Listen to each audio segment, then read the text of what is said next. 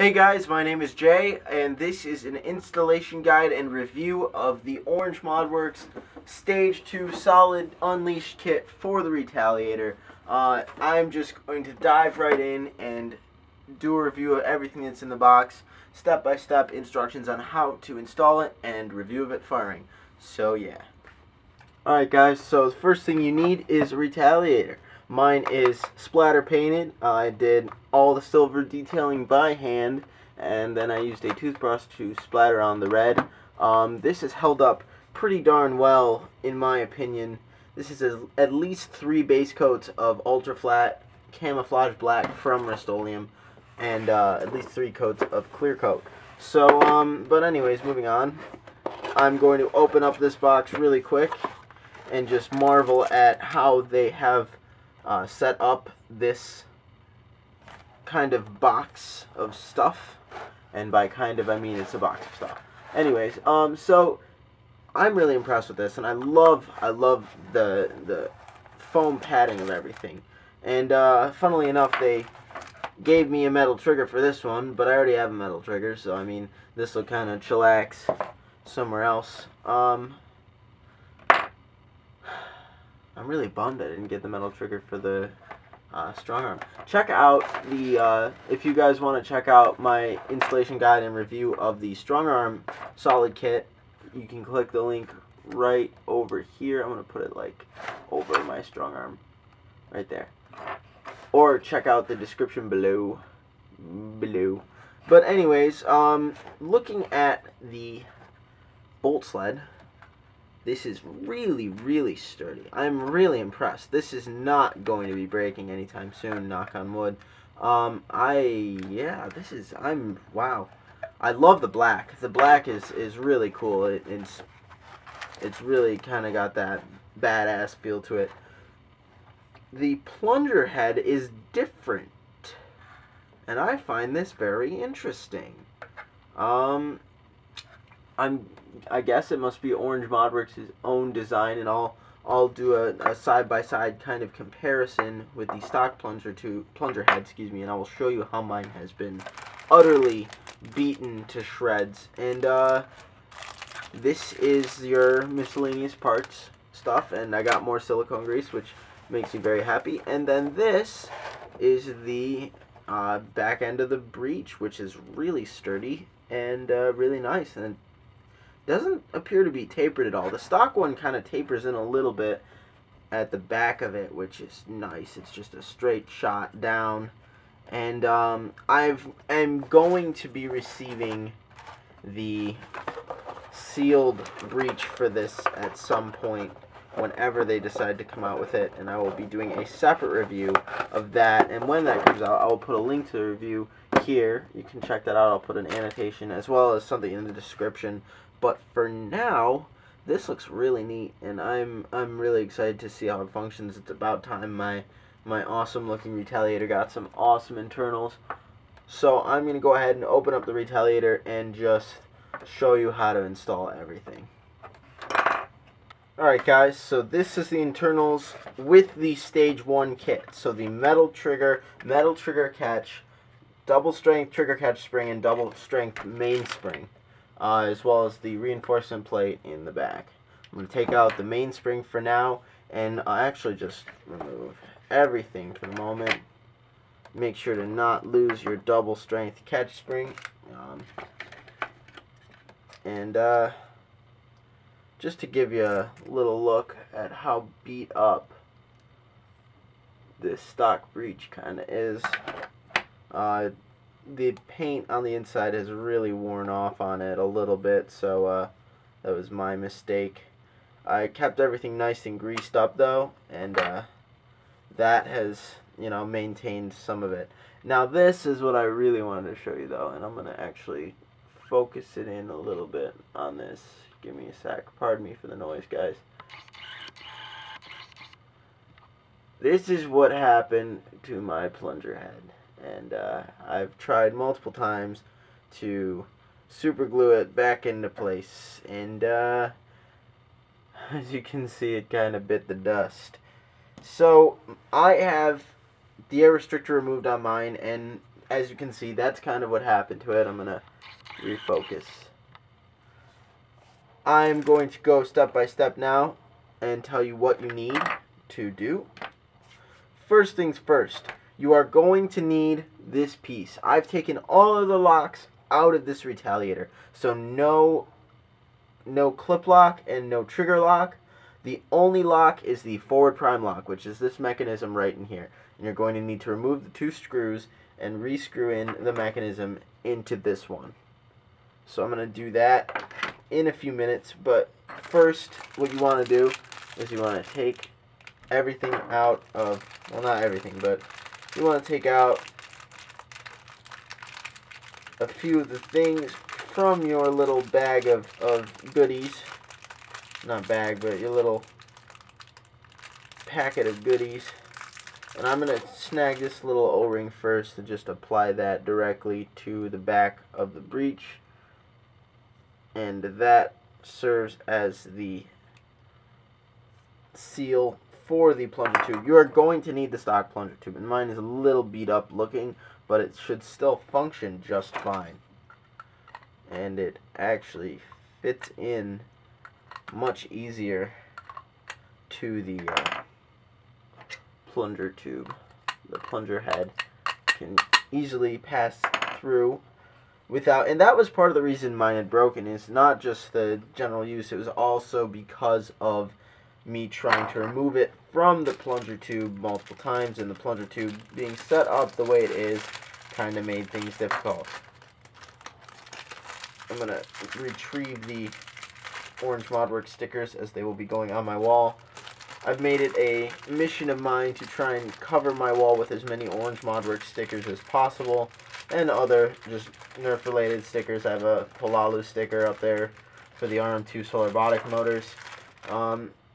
You want to make sure that you have this little rod here. This little rod goes into the bolt sled and is what connects the back end of the breech to the bolt sled. It is of vital importance, so do not, I repeat, do not lose it.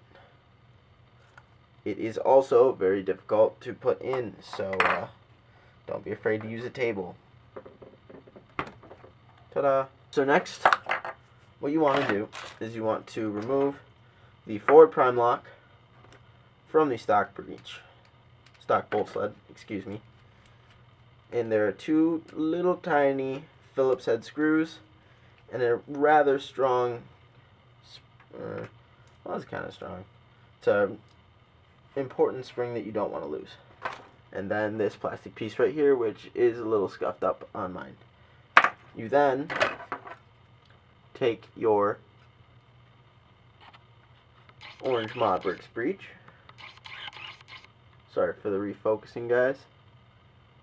And then apply this directly to the breech. Take your little spring, put the spring in the hole, take the cover for it. Whoops, lost one of the screws. It's okay though. There's a little nub on the inside of there, and you want to make sure that the nub is sitting in the spring, the whole spring, the spring in the, excuse me, whoops. Make sure it's sitting in the hole in the middle of the spring. I'm just losing everything right now, guys. It doesn't really help that it's 2 in the morning and I just got back from school, but I did not want to wait to open this up. Almost just lost my other screw there. Right. Seems like it doesn't want to go in very easily. It is very strange. I'm going to figure this out for a second off camera. Alright guys, so I figured out what the problem was. You see this ridge right here?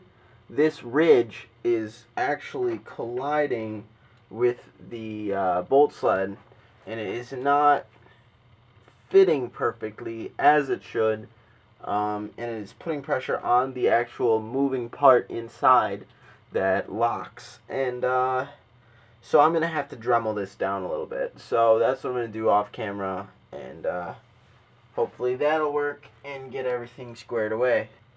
Alright guys, so I don't know what the deal is with my my forward prime lock on mine. It could be that mine is an older Retaliator and the design has changed slightly over time. That's my speculation. If I happen to come across another Retaliator, I could always scrap the piece and use it for this one. I'm just gonna use it without the forward prime lock and just see what happens. I'm not too worried. You know, we'll see how it goes. So yeah, next what you want to do is you want to take your O-ring, plunger head, and it is the first slot on the plunger head, the smaller length slot. The second slot is where the trigger catch actually catches on the plunger. This is incredibly sturdy. Ow. Just to compare, kind of jammed my thumb against that. This is pretty sturdy too, but, I mean, this is not going to break, I don't think. I mean, I've been using this a lot, and the action has been kind of funky because of how the plunger head is completely broken. It has worked well nonetheless. Next thing you want to do is take your metal trigger and apply the double strength trigger spring directly to it, and then that is that. Next what you want to do is you want to take silicone grease and apply some of it to the O-ring on the breech. The breech O-ring, as that will be part of what creates the seal in the plunger tube. You then get that on there and wiggle it about a bunch so that the silicone grease has a chance to kind of get it stuffed together. Then you take the plunger head and the silicone grease and apply silicone grease to the plunger head. It's all very complicated. And I'm pretty sure that the plunger tube is pretty greased up already inside, so it shouldn't be too much of a problem. With the O-ring on, I have to say that it's a little bit more difficult to get the plunger in there, but once it's in there and you get the grease going, it should work very well, I'm thinking. Let's just look at the seal real quick. Oh my.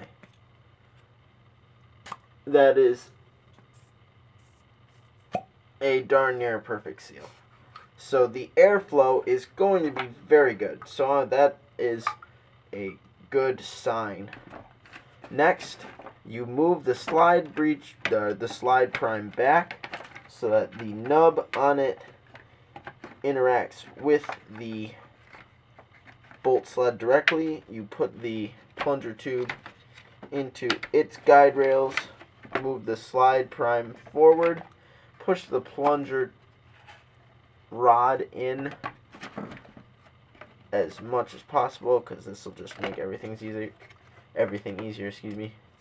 So this is with every single locker move, and I'm a little leery about it. I'm not too happy. I'm really bummed out about not getting the metal trigger for the strong arm and the forward prime lock not working on this. But we'll see how it operates, and then I will make my final judgment. Hopefully, I'm really hoping, whoops, dropped my Leatherman. Really hoping that the results really change my mind on how this is going. What you want to do next is take your metal trigger catch and trigger catch spring and reinstall it. Take your double strength spring and put that back in there as well. And that is basically everything internally that you need to do to install your new Unleashed Stage 2 kit. And this is really implying that you have the Stage 1 kit. I would not recommend going just straight Stage 2. You need the Stage 1 kit as well. But even if you just want to use the Stage 1 kit, the Stage 1 kit by itself is really impressive. However, sooner or later, you're going to end up with this plunger head. And that bums me out. But hopefully, this will last a really long time. And I love the black internals. I think it's really cool. And hopefully the action will just be a lot better now. What you want to do next is then apply the other half of the shell back on and screw everything together. I highly recommend, though, making sure that everything internally works first before you screw all the screws back in, just for the sake of your own sanity. Because believe me, there's nothing more infuriating than having to unscrew everything to, you know, get at something that you could have figured out 7 screws ago. So yeah, I'm going to screw everything back together and then show it firing. Alright guys, my Retaliator is all put back together. The kit looks really cool inside the black internals. It looks like there are no internals. It's really cool. I like it. It's hard to see. It's neat. It's tactical, and I love it. I love using my Retaliator at my Nerf club. I think it's really awesome. I love how it came out. And so I'm going to prime it for you guys real quick just to give you the demonstration. This is with the forward prime lock removed, so the prime is really very smooth now. However, so now I can prime it and deprime it whenever I want. However, that then brings up the problem of double loading. So be careful if you're going to take the forward prime lock out and leave it out. Be careful not to double load. I'm going to try loading it with the breech closed just to see how it feels. Very smooth. Try removing the clip with the breech closed. Very smooth. Breech open loading. Incredibly smooth. Chambering smooth. Wow. Nice firing.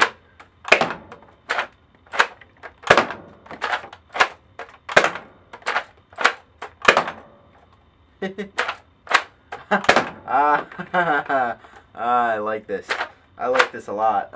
I took the access hatch door off of mine so I can just look at it whenever I'm priming to see.